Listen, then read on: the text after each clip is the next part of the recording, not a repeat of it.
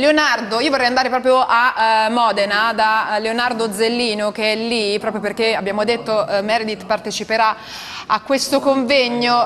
Leonardo, l'abbiamo visto nel tuo servizio che è arrivata ed è stata praticamente scortata immediatamente verso Modena, aleggia il mistero sull'albergo in cui soggiorna, sul ristorante dove mangia, insomma c'è un'attenzione mediatica che sembra di essere tornati veramente al 2007, anche tu hai questa sensazione?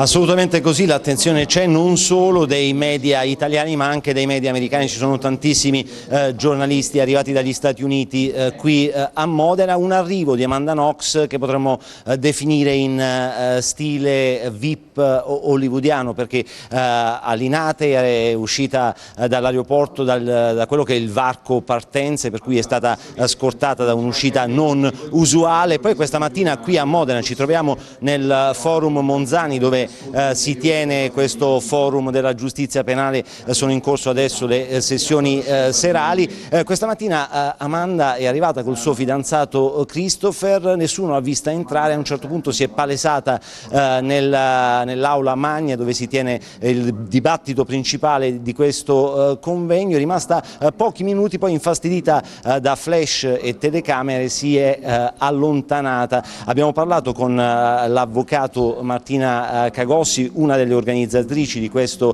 evento, provando a capire perché fosse così infastidita dai media, visto che arrivando in Italia si poteva immaginare che ci sarebbe stata questa accoglienza. Lei ha detto sì, si aspettava tutto, però è ancora molto scossa. Questa mattina l'abbiamo vista appunto scossa e infastidita, ieri sera invece tutt'altro clima all'interno del chiostro della facoltà di giurisprudenza, dove Amanda ha partecipato a questo cocktail inaugurale dell'evento. È stata lei a disporre le regole di ingaggio, diciamo così. I giornalisti avevano a disposizione 3 minuti per fotografarla e filmarla mentre brindava con il suo fidanzato e i partecipanti a questo festival. Senti Leonardo, spero che tu abbia rispettato le regole di ingaggio intanto. Detto questo, pare che abbia scritto Amanda, ho detto che torna in Italia per raccontare la sua storia surreale e lo farà di fronte a un pubblico che lei comunque avverte ostile, come se in Italia ci fosse, secondo lei, ancora, magari è vero, non lo so, un'opinione pubblica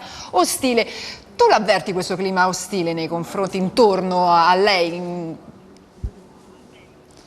Qui a Modena ovviamente no, però certamente in Italia questo clima ostile c'è stato negli anni passati. A Modena no, perché di fatto in città non si è vista nelle ultime ore, non si sa dove dorma, dove pranzi né ceni, e dunque i modenesi non si occupano del caso Amanda Knox, che comunque riempie i giornali locali. Il clima ostile qui non c'è, domani lei parlerà, racconterà del suo caso, il caso mediatico, ma in queste ore, tutta la giornata di oggi, si è parlato di tanti altri errori giudiziari. Per esempio c'è stato anche questo irlandese che ha passato 14 anni nel braccio della morte e ha raccontato la sua terribile esperienza. Lei racconterà la sua. Chiaro, grazie Leonardo, grazie e buon lavoro.